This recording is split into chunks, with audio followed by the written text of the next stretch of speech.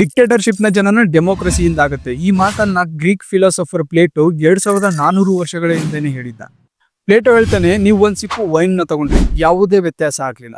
ಯಾವಾಗ ನೀವು full bottle ನ ಖಾಲಿ ಮಾಡಿದ್ರು, ಪೂರ್ತಿ ಕಂಟ್ರೋಲ್ ನ ಕಳ್ಕೊಂಡ್ರಿ. ಇದೇ ತರ ಡೆಮೋಕ್ರಸಿಯಲ್ಲೂ ಕೂಡ ಜನರಿಗೆ ಅನ್ಲಿಮಿಟೆಡ್ ಫ್ರೀಡಮ್ ನ ಕೊಡಲಾಗುತ್ತೆ. ಇದರಿಂದ ಜನ ನಾವೇ ಸರಿ ಅಂತ ಹೇಳ್ಬಿಟ್ಟು ಹೋರಾಡೋದಕ್ಕೆ ಶುರು ಮಾಡ್ತಾರೆ. ಇದರಿಂದ ಲಾ ಅಂಡ್ ಆರ್ಡರ್ ಬ್ರೇಕ್ ಆಗಿ ಕ್ರೈಮ್ ಮತ್ತೆ ಕಮ್ಯುನಿಟಿಯಲ್ಲಿ ಫೈಟ್ ಜಾಸ್ತಿ ಆಗುತ್ತೆ. ಇದನ್ನ ಸಹಿಸಲಾರದೆ ಜನ ಒಂದೇ ಡಿಮಾಂಡ್ ಮಾಡೋದಕ್ಕೆ ಶುರು ಮಾಡ್ತಾರೆ, ಯಾರಾದ್ರೂ ಬಂದು ಇದನ್ನ ಸರಿ ಮಾಡಿದ್ರೆ ಸಾಕಪ್ಪ ಅಂತ. ಜನರ ಇದೇ ಎಮೋಷನ್ಸ್ ನ ಪೊಲಿಟಿಷಿಯನ್ಸ್ ಅಡ್ವಾಂಟೇಜ್ ಆಗಿ ತಗೊಂಡು ಜನರಿಗೆ ದೊಡ್ಡ ದೊಡ್ಡ ಆಸೆಗಳನ್ನ ಹುಟ್ಟಿಸಿ ಪವರ್ ಅಲ್ಲಿ ಬರ್ತಾ ಇದ್ದಂಗೆನೆ ಜನರನ್ನ ಒತ್ತಡದಲ್ಲಿ ಇಡೋದಕ್ಕೆ ಪ್ರಾಮಾಣಿಕರನ್ನ ಕೆಲಸದಿಂದ ತೆಗೆದುಹಾಕಿ ತಮಗ್ ಲಾಯಲ್ ಇರೋ ಜನರನ್ನ ಅಲ್ಲಿ ಪ್ಲಾಂಟ್ ಮಾಡ್ತಾರೆ, ಪ್ರಶ್ನೆ ಕೇಳೋರನ್ನ ದಬಾಯಿಸ್ತಾರೆ. ಈ ರೀತಿ ಡೆಮೋಕ್ರಸಿ ಮುರಿತಾ ಡಿಕ್ಟೇಟರ್ಶಿಪ್ ನತ್ತ ಸಾಗುತ್ತೆ. ಹೀಗೆ ಜನ ತಮ್ಮ ಸೆಕ್ಯೂರಿಟಿಗೋಸ್ಕರ ತಮ್ಮ ಫ್ರೀಡಮ್ ನ ಮಾರ್ಕೊಂಡು ತಮ್ಮ ಸಮಾಧಿನ ತಾವೇ ತೋಡ್ಕೊಂತಾರೆ. ನಿಮ್ಮಲ್ಲಿ ಎಷ್ಟು ಜನ ಪ್ಲೇಟೋನ ಈ ಒಂದು ಸ್ಟೇಟ್ಮೆಂಟ್ ನಿಂದ ಅಗ್ರಿ ಇದ್ದೀರಾ? ಕೆಳಗಡೆ ಕಮೆಂಟ್ ಮಾಡಿ. ಜೈ ಹಿಂದ್.